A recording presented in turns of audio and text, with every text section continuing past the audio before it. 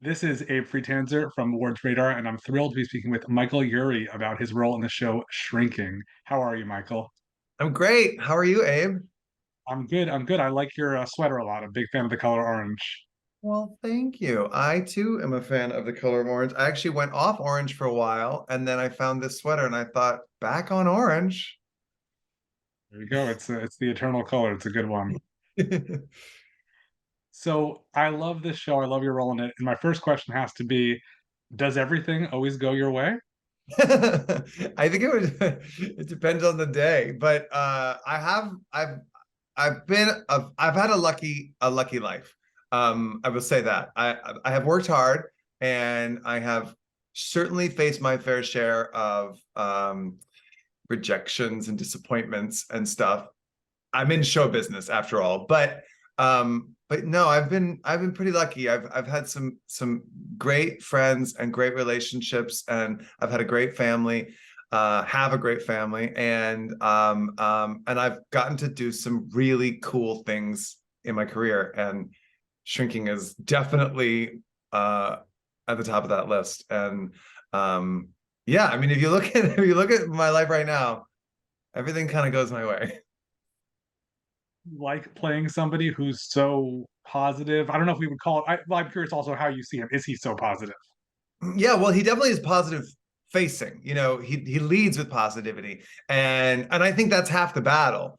If you have anything that's plaguing you, and obviously he does, he has things going on in his life that he's obviously neurotic and insecure, and he has some demons that go way back to his childhood that we learn about over the course of the season. And he has chosen to lead with positivity as a way to mask all that. But I think it is a way to to kind of control your own fate and your own emotions. And as somebody who also likes to lead with positivity, and certainly embrace Brian's positivity when I embarked on this job, walking onto set, meeting all these people. I'd never met any of these people before when I started shrinking. That really helped. It really helped to sort of lead with that positivity, and it helps in social situations. It's just nice. It's just much easier than leading with negativity, or leading with animosity, or any of that stuff. So I love being Brian. I love that there are things underneath him. And my friends and like acquaintances who watch this show more than anything else I've ever been on, they're all saying it's like watching me in real life. They're like, it's not even, you're not even acting. And I'm like, well, I'm kind of acting, but it's still acting, even if you're being yourself. But um, they're seeing me, and so I think that's really exciting. It's like it's a real show. The show even though it's got some whimsy, and it's a happy, sunny world in a lot of ways. Um, the truth is right there, and that is how people are. And I'm so proud of that. I'm so proud of that with the show, that like we're like showing people human behavior, warts and all, and it's comforting people. And I think there's an early moment with that where, Jimmy is like, my wife died, and you're always telling me how everything goes your way. Don't you see that that is so painful to be around? And I think that's a great example of how the show like weaves very carefully, between back and forth from humor to sadness, and like still doesn't ever stay in the sadness too long. Right, right. And then that line, I never said everything goes your way, that I have right after he says that. It's like, I mean, when I read that in my audition, I was like, this is really funny. And this is real. This is the kind of thing that, like, when my friend's mom died, he was really sad and I was really sad. And then we started making jokes, and it made him feel a little bit better, and it made me feel better. And she would have wanted that. And I think that even though obviously, like, it's so sad that Tia has died and it's still killing everybody emotionally that she's gone, she wouldn't have wanted us to go on with not without laughter. She would have, even Tia, even the late Tia, wants us to go on and be happy. And I think that that's life, that's humanity, and the writers really play into that. And It's so satisfying. It's so satisfying when you're in a really, really dark, sad moment in this show and they come out of it with something really funny. And the character's like, oh my God, you did you really just say that? And they're laughing and you feel better. Feel like we do see, Jimmy and Liz chuckles, not Jimmy and Gabby, chuckle sometimes.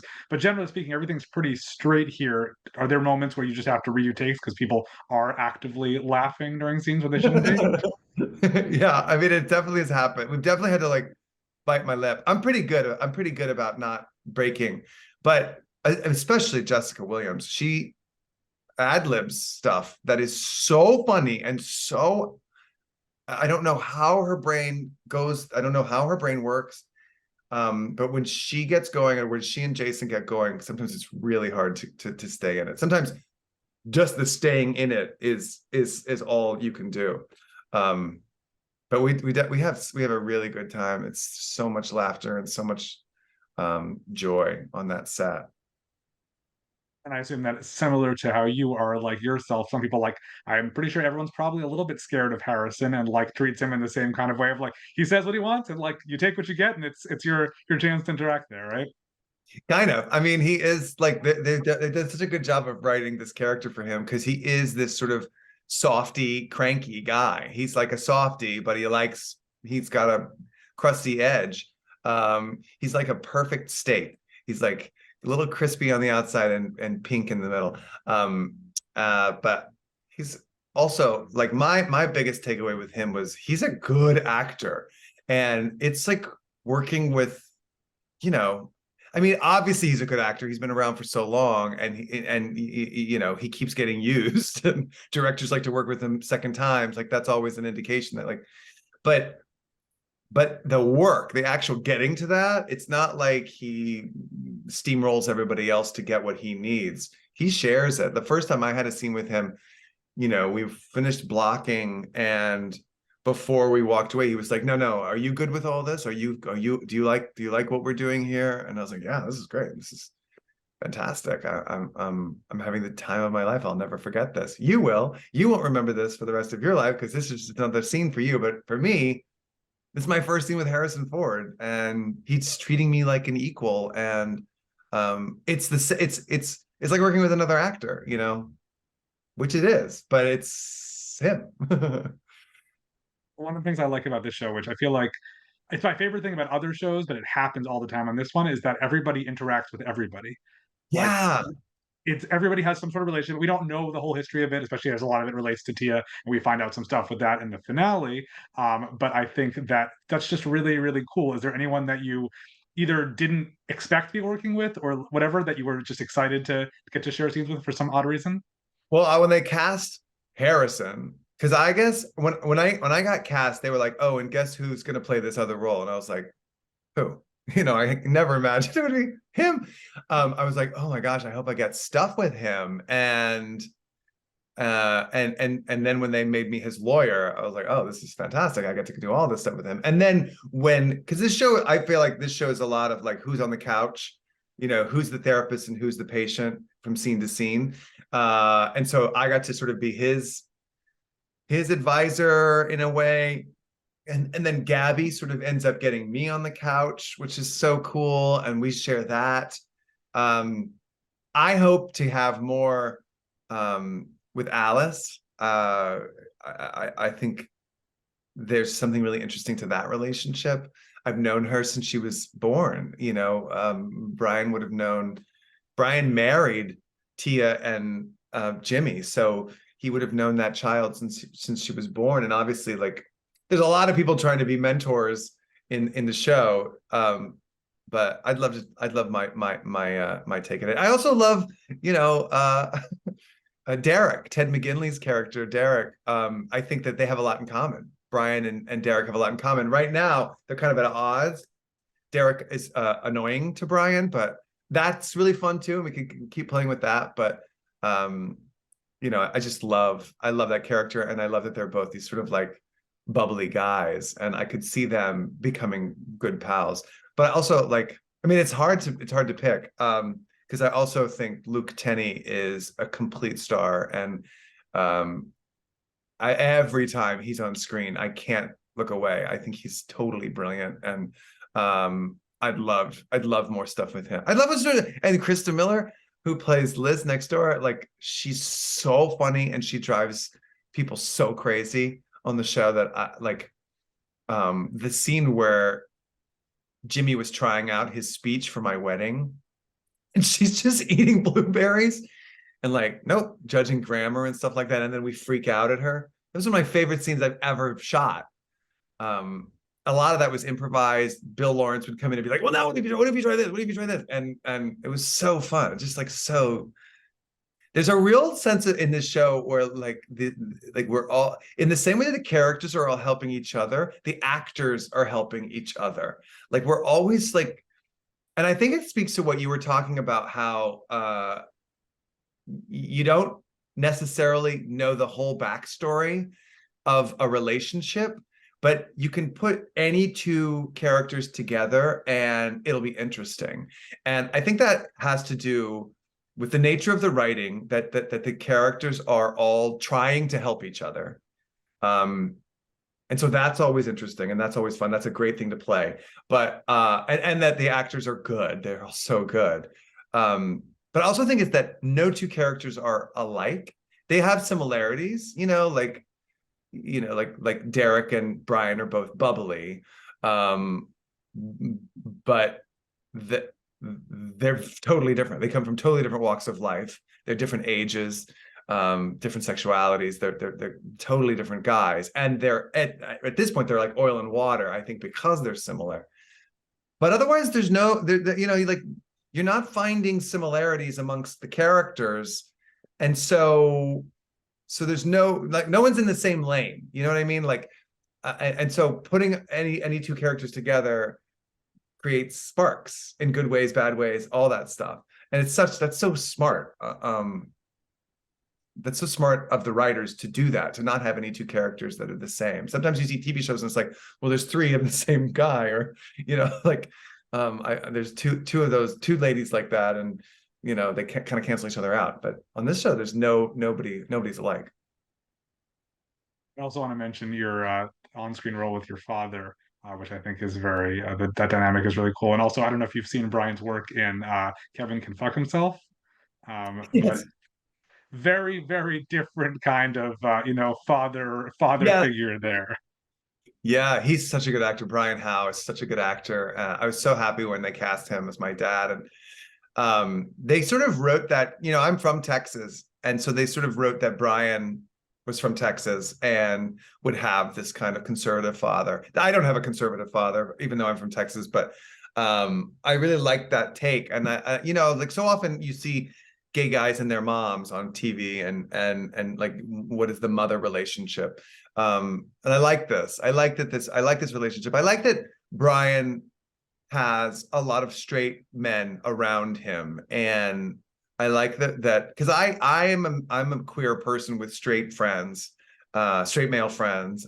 I have gay friends too, and I have female friends, but I have some of my very closest friends are straight guys, and it's not something we get to see a lot, and so I like the dynamic of Brian hanging with straight people, and getting along with straight people, and even his dad, even though there's like a little bit of tension between him and his dad, they do have a good relationship, and he comes around. Yeah. I also know that I used to watch you. I think it was now 15, 16 years ago on Ugly Betty, which was that was a really, really fun show. And I think I'm getting my timing right. That was like around the time Scrubs was coming close to ending. Did you That's watch Scrubs? Were you aware of Bill and the existence of his whole Yeah. thing back then? Oh, totally. And I think Cougar Town came on. I want to say Cougar Town was on when we were on. Or it was something like absolutely. I've always been aware of Bill. I also loved Spin City. Big fan of Spin City before Ugly Betty. I remember I think it was when I was shooting Ugly Betty. I remember being an In and Out or no, Baja Fresh, and seeing Donald Faison and Zach Braff together having lunch, and thinking that is so cool that those guys are actually friends. in real life. And of course, now we know they are. They do commercials, they do podcasts, they're always together. But at the time, like I didn't know. And it was before social media, you know, and I always thought they must have so much fun if they're doing that fun show and they're hanging out together. And I, you know, at that point, I now realize that is a luxury. You don't always get that when you work together. So I mean, sometimes you have a great working relationship, but it doesn't become a friendship. I'm going to go see Becky Newton later today. So like I'm still really close with people that I've worked with on shows and stuff. And but Bill creates an environment that is really joyful and really conducive to people giving their best work. And that's not just the actors, that's everybody, the writers, the crew, everybody. He makes it so that everybody can give their best. And you see it in the shows. They're so buoyant. They're so, all of his shows, from Scrubs to Ted Lasso to Spin City to Cougar Town, they're just like, they kind of leap off the screen. And that's him. He leaps off the screen. He leaps out of his shoes. And when he's around, it's very exciting. And it's very, I mean, it's always, he sets the tone. And even when he's not in the room, you feel him there. I'm glad that you mentioned Becky. I actually wanted to ask about her because I was like going through and refreshing, just say what what roles did I miss, etc. And I was reading that there was some sort of show you guys were supposed to be in a few years ago that didn't get picked up. I think she's one of the most underrated, underused actresses like working today. I loved seeing her in Divorce, and she's been in a whole bunch of shows that have gotten canceled too quickly. And it's just, I mean, is there do you see her in Shrinking ever? Is there something? Who would she play in that show? Oh, well, she'd be an amazing patience to any of them, you know. I'd love to see her on the couch. Yeah, we were supposed to do a show called Fun, but we never even shot the pilot because I was literally here in LA with a parking spot at Warner Brothers about to shoot the pilot when the pandemic hit. And it was a casualty of the pandemic. We never even shot the pilot. It was Michael Patrick King and CBS, and it was great. It was so great and so funny. We were playing brother and sister, and we had tried to make it happen for years. But now she's on The Lincoln Lawyer, which she's having a great time doing, and she has tons of kids, and she's amazing. And I talk to her all the time, and I love her, and I would love to work together again. I feel like when Shrinking's done, when Lincoln Lawyer's done, maybe we'll come back to this idea.